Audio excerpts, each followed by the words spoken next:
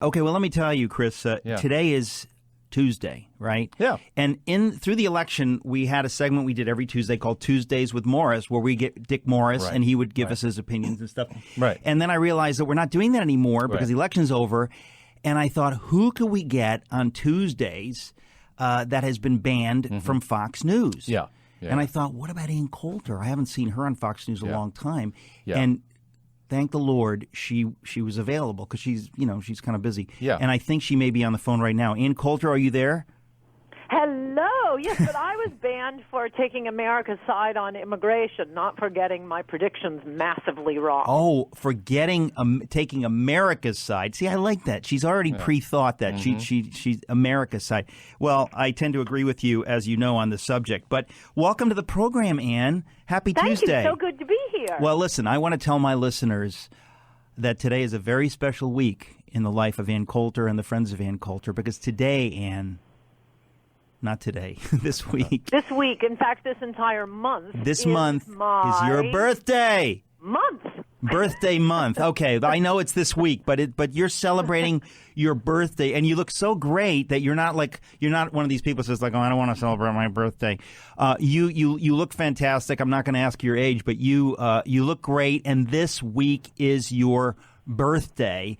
And I just want to say happy birthday from the Why, thank you. From the group. I look much better than people expect because they claim I'm older than I am on Wikipedia. That's my secret. I noticed that. Wikipedia gets this stuff wrong sometimes. Wikipedia says a lot of stuff about me that's just flat out wrong, but it's tough to change. Well, liberals, for some reason, are obsessed with increasing my age. So whatever the oldest is Al Franken ever said I was is the one that sticks. And between you and me, I don't mind there being disinformation out there about anything about me. What am I going to do, put my Social Security number out there? Right. But no, it was very nice of you to ask if you minded me mentioning. No, I'm trying to skywrite it all over America. Right. This is the week. This is the week. This is the month of Ann's birthday. Now, has your birthday traditionally been in December? Yeah, and I got to say, it's the best time for a birthday because Christmas is my favorite time of year. I love Christmas lights. I know it's heathen. I know it's the whole winter solstice thing. I don't care. No, I associate it with. It's not. I just love Christmas trees, Christmas lights. It's like the whole world is celebrating my birthday, and especially this year. Now, you do know that Christmas does celebrate a birthday. You knew that. I think you knew that because you're a Christian. Lights starting in early December. In early December, it's your birthday. That's right. But I was going to say, if you get to have a birthday in December, it would be good to have it in early December. But hey, you know what? You don't get to pick your birthday, traditionally speaking. My mother did. She didn't get to pick her birthday. Yeah, she got to pick my birthday. Right. It was her father's birthday because I was cesarean, so I was born early, and I was in an incubator for a month. So she picked her father's birthday. You were cesarean. Did you convert to something else? What are you now? Oh, come on. Now, Ann, listen, before we get into a substantive political conversation with you, Chris and I were sitting here, and this program, all through the month of December, we are doing it's a Christmas campaign. Drive. Yeah. It's a Christmas drive to raise money for Christians who are being persecuted in Iraq and Syria. Some of them are refugees. They have been suffering, as you know, because of the evil jihad that's going on over there. It's really terrible for them, and they're driving them out of the Middle East. So we've connected with somebody with an organization called Christian Solidarity International, CSI, and we're asking all of our listeners to give to CSI. Now, by the way, we want everybody to give something. Why, I knew nothing about this. Well, Eric. now hold on a second. Oh, sorry. Don't say that. Don't say that. So we just assumed that if we're asking our listeners, all of our listeners, to give to CSI, some of our listeners can't afford to give much. We say we don't care anything, $5, $10, whatever you can give. If you give $156, you get a cigarette lighter branded with the Eric Metaxas Show logo. A real cigarette lighter. You could light a building on fire with it. Like there's no limit to what you can do. But we just don't want it traced back to us. But the point is that everybody is giving, and so we assume, of course, that all our guests would be on board too. So I'm going to put you on the spot, and have you gone to MetaxasTalk.com, clicked on the CSI banner, and given to CSI? Why, no, I haven't. I knew nothing about it, Eric. Whoa. I don't think I heard right. Wait a second. You didn't say that, Ann. Did you say that you hadn't heard about it? Did you just say that? Why, I haven't gone to that banner at ericmetaxas.com. What? I can't believe it. It's like I'm saying when I get angry, I black out. Yeah. I get black out. Yeah. I can't believe it. You mean, seriously, though, like you would come on this show, right? You would come on this show, and even though all of our guests have been bullied to give, you would come on the show and say that you haven't given. And seriously, though? Seriously? I know you're a combative person, but even you wouldn't do that. Would you really? You wouldn't do that, right? I would.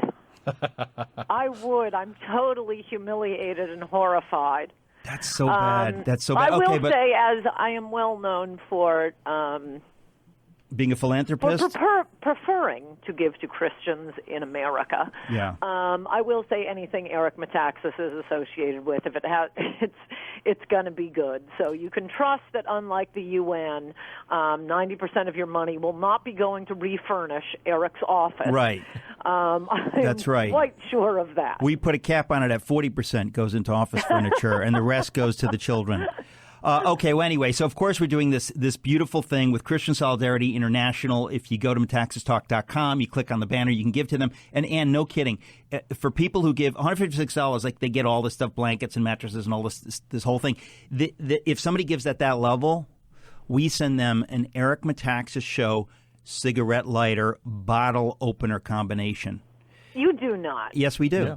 Yes, really? we do. That's fantastic. Yes, and it's not only is it a cigarette lighter, but you can light anything you want with it. Like, let's say there's a criminal. Love that you let's have say Eric Metaxas cigarette lighters. Let's say a criminal has run into a barn, and you're trying to smoke them out. You can push leaves up against the building and use this lighter, light the leaves, and you'll smoke out the criminal. You could do that with this lighter. Politically incorrect. I know, and it's a bottle opener, so you can hang out in the woods. You can light a campfire. You can open some brew dogs and talk to God or the universe if you're not a Christian. So politically incorrect. Yeah. I love you for that. I know. I thought you'd be proud of me. Anyway, well, Ann, enough silliness, Ann. Let me just say again, happy birthday. And now we're going to turn to substantive conversation. My greatest birthday gift of all, President Trump. Did he really get elected? I mean, pinch me? Did this really happen in the United States of America with the media against him, making up stories? And did this happen?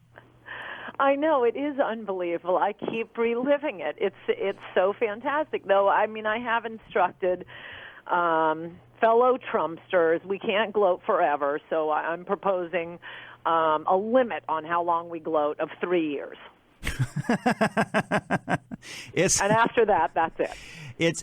The whole thing is so funny because I think that, on election night, I really wasn't. I'm so used to being in a knot, watching the returns come in that I didn't even allow myself to believe that it was really happening. I said, I don't know, but it's kind of an extraordinary thing. Yes, if I had not had to do, I guess a column and some media that day, I would have tried to take a nap or watched movies until 7 or 8 p.m. because you don't know anything until then, and it just is Correct. so painful. It's like when a disaster happens. Right. The initial coverage, they don't know anything. They know nothing. And you can't help but to watch it, but it drives you crazy because it's the same nothingness being said. That's you really just want to force yourself, wait 24 hours, then they'll know what happened. Right. And if people are going to say nothing on the air, I want to be one of those people. Otherwise I have no use for it. Oh, we're going to a break. We're going to be right back, folks. We are talking to Ann Coulter. We could not get Dick Morris, but thankfully Ann is pinch hitting. We're going to be right back. It's Ann Coulter's birthday week, and so we thought we'd play a little Partridge Family. Ann, welcome to the program. Thank you. So good to be here, Eric Metaxas. We want to talk about, kind of everything, but obviously what's going on in the country. And I always can rely on you for the lowdown, the skinny, what is really going on? What are you thinking? So all of Trump's appointments at this point, anybody that has annoyed you or anybody particularly happy about? Obviously, Jeff Sessions as Attorney General is fantastic. If only we could clone Jeff Sessions and make him the cabinet of every every department. We'd be all set. Trump would be able to keep all of his promises. I think well of Jeff Sessions, but I wouldn't have predicted you'd say that. I got to know Jeff Sessions because he's the one that invited me to speak at the National Prayer Breakfast. So I rode the subway, under the Senate with him and stuff. And I think well of him, but you obviously think extremely well of him. He's the only one. He is Jesse Helms to Ronald Reagan. That is the comparison of him to Donald Trump. He saved the nation until Donald Trump could come along and really save it. It was always Jesse Helms who would stop the insane things that would have been total capitulation to the Soviet Union. And it has been Jeff Sessions saying stop to the insane amnesty bills and immigration bills and holding hearings and demanding information from the government. The toughest promise, and it is the most important, well, not promise, but series of promises Donald Trump made, are the ones on immigration. That is how he defeated 16 other candidates and Hillary Clinton, because the public has been lied to over and over and over again about immigration. Yeah. I mean, if you look at, as I describe in my smash bestseller, In Trump We Trust, E Pluribus Awesome, and if you want to know how it happened, that's the book. Yeah. But you look at Trump's announcement speech, what I affectionately refer to as the Mexican rapist speech. He talked about a lot of stuff in that speech. He talked about smashing ISIS and ending Obamacare and protecting Second Amendment rights. He went on and on about the trade deals, also very important. But what was the chant that developed? I mean, these enormous rallies he used to have, it's like he was having constant daily focus groups with 10,000 people in the audience. Right. What was the chant they came up with, the public came up with? Build the wall. Yeah. It could have been a dozen different chants from what he said in his announcement speech, It could have from been what he gave all his speeches about. That was the part that always got the most applause, the most wild cheers. Right. And why? Because we've been lied to forever by politicians about immigration. If they wanted to enforce the immigration laws, they'd be doing it already. They don't want to. That's what he's getting the most pushback on. Now, let me ask you a question, because we know that George Bush and others that we would consider conservative, certainly GOP, they don't see it this way. So my question is, do you think that they actually believe that the social services, the cost to us as a nation, really is a wash? Or because I don't understand how they make the case. Well, I never thought this until Trump came along and exposed them all. But I really think they don't care. They care about their own interests, getting elected, whatever the donors want, whatever Rupert Murdoch wants, whatever the Chamber of Commerce wants. And what they want is cheap labor and lots of it. And they want to be able to outsource their businesses. But in the case of immigration, the wealthy, the well-heeled, the coastal elites, they're not the ones paying the price of all of this third world immigration. They get the cheap maids, but their maids aren't going to school with their kids. Right. Their kids don't run out of money for the Christmas pageant that year because, I'm sorry, all that money went to English as a second language classes. Their hospitals aren't the ones being overwhelmed, and they're not the ones at risk of being blown up at the San Bernardino Community Center. I mean, you notice that didn't happen at the Beverly Hills or Bel Air Community Center, as if any fancy person would be at a community center to begin with. It is ordinary Americans, not poor Americans, middle-class Americans, upper-middle-class Americans, and especially the American working class, bearing the full price of the rich's cheap labor. And I think the Republicans don't want to deal with it. They want the money so they can run for election, get reelected, and make money themselves. So I said, when I was advocating for Trump, I always said that, if he does anything of which I disapprove or says anything that I think is wrong, I will speak up about it. For example, his continuing to tweet recently about Saturday Night Live and stuff, it is really stupid of him. And I love that. No. He shouldn't do it. It's unpresidential. It's genuinely, it's not like other stuff they say is unpresidential. This is just, I think, ridiculous. But my question to you is, do you think there's any chance, I saw a tweet you put out or you retweeted Mickey Kaus about immigration. You said the fix is in. It looks like he may back off on immigration. What do you think? I don't think it's in his heart to back off on immigration. What I'm worried about is the enormous. It will be World War III with the rest of his party, his own party, the Democrats, the media, even Fox News, all the career bureaucrats in Washington. As I say, if they wanted to enforce immigration law, it could have been enforced, because every one of Donald Trump's promises on immigration is already the law. He does not need Congress to pass one additional law. He, as the executive, just needs to enforce it. If they wanted to, it would have been done. Oh my gosh, they do not want to. And the fight he's in for is going to be quite a sight to see. So he needs to put the right people in place, the ones who know how to do it, the ones who won't back down at the first La Raza lawsuit or snippy editorial from the New York Times. The left and the establishment Republicans, their sole objective right now is getting Donald Trump to break his promises on immigration. And then year 3, year 4 of his administration, when another Kate Steinle gets killed, when there's another gay nightclub shot up by an illegal alien, or San Bernardino Community Center, not by an illegal alien, by a Muslim immigrant or second-generation immigrant, people are going to say, okay, he's no different from other politicians. I don't think that will happen. I hope that won't happen, but that's why I've been writing about Ghost of Christmas Futures. That will be the end of him if that were to happen.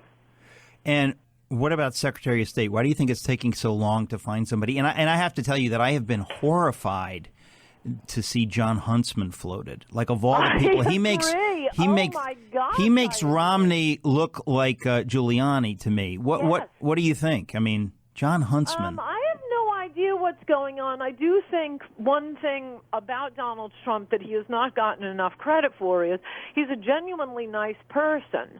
I mean, just because someone is funny and brash doesn't make them bad people. We have this idea. Are you talking about you or me? I think we're talking about you. Well, actually, all three of us and Donald Trump. For people who pay attention, he's been very nice to everyone throughout this, including his rivals. Right.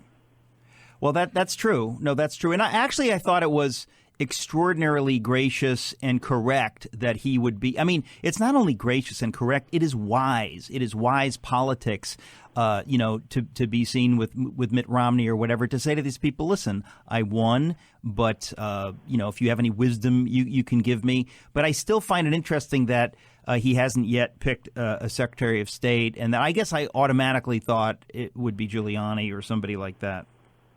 I wouldn't mind Giuliani for Secretary of State.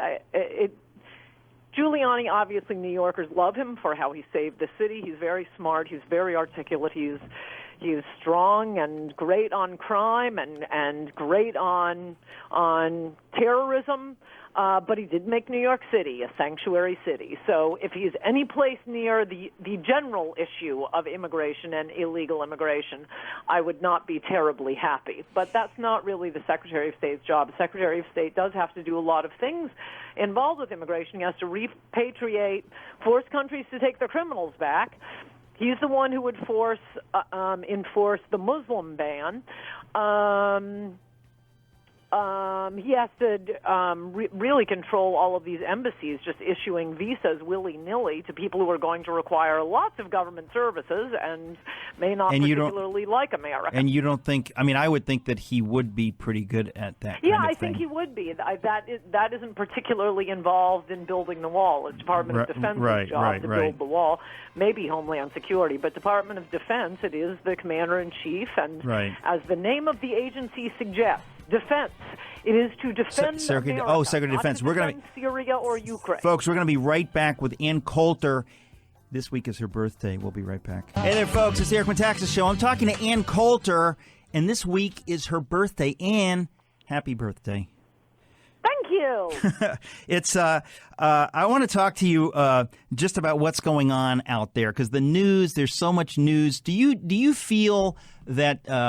I mean, I guess I sense that things really have shifted somehow in the media, except the way they've shifted at places like CNN in particular is CNN has become the 100% sour network. They only do negative stories. And Don Lemon has changed his personality and his face. He used to be sort of up, and now he just looks like horrified all the time. It's really bizarre. In other words, no matter what the story is, they try to twist it so that it's negative or we're concerned about this. I mean, it's not like they didn't do that before, but I've just noticed that now they're like on full alert. Yes, they're very troubled. Troubled. That should be their motto. That's the word. Network. They're I'm troubled. very troubled. Yeah, I'm very troubled about this development. I think it's hard to back down after having reached levels of operatic horror and terror over Donald Trump. I guess it's hard to just come out and say, yeah, okay, we were just kidding about that. It's not that big a deal. He'll be fine. Yeah. So they have to do it. Yeah. What else can they do? I don't know. I think that they can try to read the mood of the public a little bit better. You know, most people are not. I don't think we want the media doing that. People might trust them again. Yeah, exactly. Well, but it is odd though. I mean, I've noticed this. It's been dramatic that every time I see Don Lemon, I say, "What happened to him? Something happened to him." He has this perpetually grim look on, and he used to be chipper and fun. I mean, I've been on the show, but it really seems like he and others, but he most palpably have turned into deeply troubled, deeply concerned people, and every show reflects that. Every comment reflects that. I must say, I have not seen Don Lemon for more than a year now. Wow. You'll be much more at peace if you just don't watch. Well, I don't. I honestly, I watch very, very little. But by the way, was David Gergen ever a conservative? No. I don't. He was, other than for TV purposes, which is what you're getting now. You can go on TV if you support Trump, but not if you could possibly persuade anyone. Oh, my gosh. Well, I have Which is why people should really just cut their cords. You can get what you need to know from the Internet. Yeah. You can watch, Amazon Prime or DVDs, DirecTV to watch anything entertaining on television. Right. But there really isn't much point to watching the cables. I mean, they'll still be making plenty of money as long as there's bundling with cable. But you're funding all of them. May as well just cut the cord. I have a question. I wasn't planning to ask you this, but I have to ask you. The other day when I heard about this recount, a week ago, I don't know what it was, I said to Suzanne, my wife, I said, I'm not getting this. Like, there's something not making sense to me. And it's the job of the media to say, okay, here's what's really going on. To this day, I have yet to get any clarity on how it is possible that there's this recount going on and that the Clintons got behind it. It doesn't make any sense. Nobody has explained to me why they would be doing this. Can you explain this to me? Democrats always do this. The surprise is that Hillary conceded the day after the election, and I think the only reason that happened was because the media just 2 weeks earlier had gone mental over Donald Trump refusing to preemptively say he would accept the results of the election. Right. Democrats cheat, steal. This is why we need to limit voting to a single day. So, yeah, okay, steal all the votes you want, but you only got 24 hours to do it. They were hysterical. Remember all of that? About of course I do. The end of democracy. Yeah. But, no, this is what Democrats always do. I mean, Gore in 2000 was only the most egregious example. That election wasn't decided until December 13th. Well, and that's do not forget John Kerry did the same thing. But, well, first of all, I didn't know that John Kerry did the same thing. Yes, and Nancy Pelosi and a bunch of them refused to certify the electors in 2004 because they claimed the voting machines in Ohio had been rigged by Diebold. Look. Let's put that all to the side. Why would Jill Stein be doing this? Jill Stein, there's not a chance in the universe that she could have won. So why is she doing this? Well, first of all, why would anyone run third party? Apparently Jill Stein, and I'm not saying this is necessarily a bad thing. I liked her more than I liked Hillary. But it's, you want attention and you want people cheering for you. Well, a lot of people are cheering for the recount. You can tell liberals anything right now. We have proof that we think we have a Martian who will come and kidnap Donald Trump. Will you donate to our GoFundMe? And people will donate and say, yay, go. But I guess what I'm trying to say is, I get that as a crazy idea. But in all seriousness, this is a presidential election.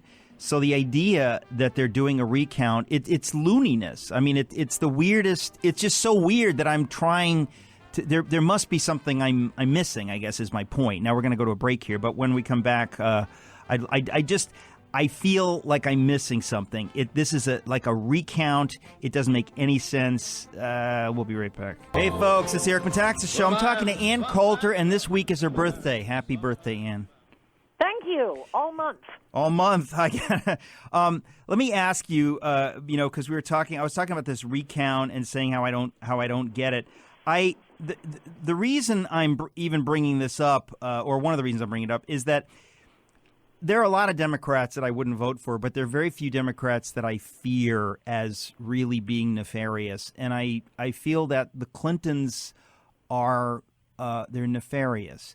And so when I heard that the Clintons were behind Jill Stein doing this, I thought, is there something going on that nobody's picking up on? Is she thinking about 2020? What do you think is going on? No, I am telling you, and if you don't interrupt me, I'll give you more examples. Go ahead. This is how Democrats behave. There was 2000, there was 2004. In all of these Senate elections, there was a famous one out in Oregon. Al Franken openly stole an election. Any close election, they will steal, they dispute the result. That was the crazy thing at the time. When Chris Wallace asks Donald Trump whether he will accept the results of an election when there is no history of Republicans not accepting the results of an election. Even when the election was stolen from John Thune, and it was openly stolen. Suddenly he went to sleep election night up, I don't know, I'm making up the numbers here, but by 1,000 votes. The next day, oh, look, we just found all these truckloads of absentee ballots from the Indian reservations. It was openly stolen. Everyone knew it was stolen. He didn't bother contesting it and came back 2 years later and beat Senator Tom Daschle. Al Franken, almost the exact reverse. The incumbent, what was his name? Gordon Gekko. Shoot. Well, it doesn't what was matter. His first name? Anyway, he won. He's ahead by, I think, 1,000 votes the night of the election, and then suddenly the Democratic counties start. Oh, we found more votes, and they're all for Al Franken. Al Franken ends up winning by about 300 votes. By now, provably, I think they have 300 felons who have admitted that they voted illegally. No, you're not kidding. You're not exaggerating. Roughly. Pardon me? I mean, you're not kidding? Yes, that is correct. That was a stolen election. So this is what Democrats always do. The only reason Hillary conceded the election the day after the election was because the media had spent so much time being, and if you don't accept the results of an election. I'd also add that there is this idea that, the Clintons have this amazing, invincible power. I've never been impressed by that. Yes, they're sneaky and liars. Their position is, if we can fool 51% of the people, we don't mind that we have humiliated ourselves in front of 49% of the people. But remember, Clinton never got a majority of the country to vote for him. He remains the only in all of history elected president who was impeached, and the only living president who was impeached under any circumstances. Hillary basically had appointed positions her entire life, starting with the appointed position of happening to be married to the President of the United States. I never really thought they were so powerful. Willing to cheat, yes, but this secret massive appeal of the Clintons. There's never been. Well, I don't think it's appeal. I think it's that they are the definition of career politicians. They've been working the system for decades and decades, and they've had chances to make connections and to get favors. And it's just, I'm very glad that she didn't become president because, as you know, it's been my contention that if she were to become president, it's effectively game over for the United States of America. We're right at the edge of the edge, and Donald Trump has bought us time. And now we get to keep the republic. It's our job to keep the republic. He will only make it possible. He won't keep it for us. Yes, this is when our real work begins. I mean, that's the thing. You can't just sit back and say, although it is wonderful to sit back and recall that we have President-elect Donald Trump.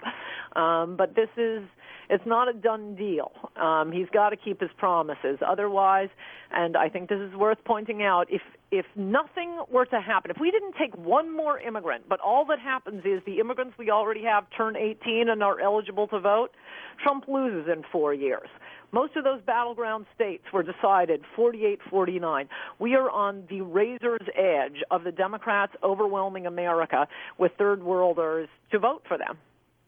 And they're outvoting Americans. You made this case in Adios America. You talk about it in your new book, In Trump We Trust, E Pluribus. Awesome. And I think that most people don't talk about this. I mean, I've heard it from you, but I've heard it very little apart from you, that demographically speaking, this has been a big play by the Democrats. Yes, well, I think people, they feel like they're being insulting to recent immigrants. Yeah. And Americans are nice people, so they don't want to say it. Right. But this isn't, well, I suppose it's intended as an insult for some recent immigrants, the ones who come to our country and go on government assistance. Yeah. I don't know why any country would take people who immediately need our help. Government assistance is for our own poor people. Yeah. We're supposed to tide over Americans, Right. we're not supposed to be a charity ward to the world, or you're going to sink the whole boat. Right. But I think that's why people feel uncomfortable with it, and I'd also say I don't think you should. This is just acknowledging Democrats are so close to having total hegemonic control and doing to the country what they did to California that they're publicly admitting it now. I have the quotes, some of them, many quotes, in my book, Adios America. Patrick Reddy, big Democratic consultant, saying 1965 Immigration Act was the Kennedy family's greatest gift to the Democratic Party. And you have this big Democratic consultant in Texas, Roy Teixeira. He wrote a book about, immigration is George McGovern's revenge. It is immigrants that elected Obama twice. They are openly telling us, we're bringing in ringers to vote for us, and then these sweet conservative Americans think, but it would be mean to say, let's not let in more just like them. Yeah. No, that's exactly right. We're going to have a final segment. The time flies, Ann, with Ann Coulter, and next time you have to come into the studio. Folks, this is the Eric Metaxas Show. Be sure you go to metaxastalk.com and give to CSI. Folks, please, I will beg you, I will bug you, please go to metaxastalk.com and give. Hey there, folks, the Eric Metaxas Show. I'm talking to Ann Coulter. It's her birthday this week. Happy birthday, Ann. Thank you. Can you identify who sang that song?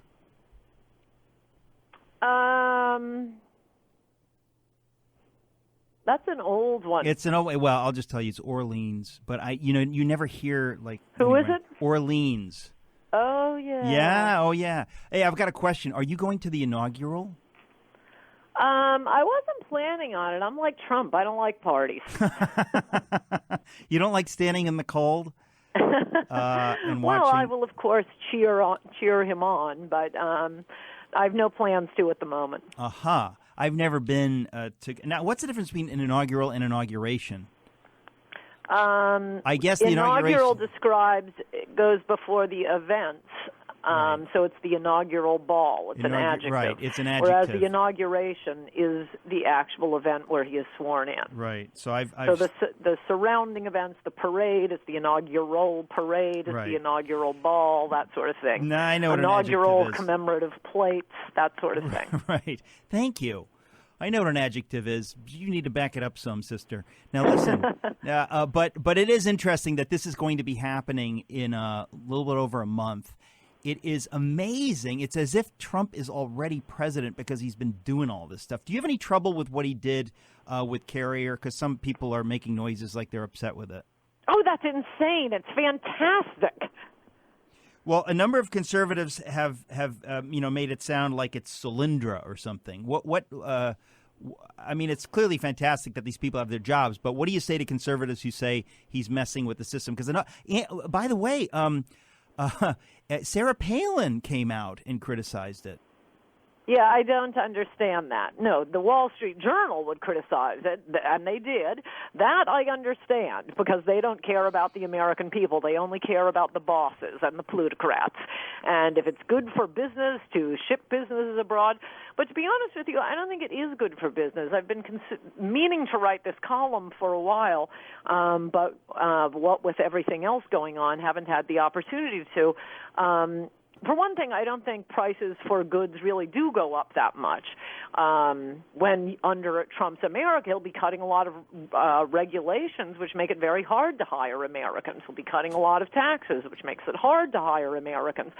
Also, I think the threat to impose tariffs on Chinese-made goods, that doesn't mean China walks away. What it means is they'll start buying some of our goods. We want a little quid pro quo here, because right now we are just on the losing end of free trade. Right. But even apart from all of that, I would be willing to pay twice as much for many products I buy, because I've noticed, and I suspect your listeners have too, over the past couple of years, only 50% of the things I order work. For example, the telephone headset I'm using right now. Whenever one breaks, I have to order two from Amazon, because one of them, made in China, I think they're all made in China, will not work. I just got a new sink thing installed. The drain, you ought to see the drain thing they have. It absolutely could not ever possibly I'll be right over. We're out of time. Crying out loud. Ann, next time you've got to come in studio. Thank you for being my guest, and happy birthday.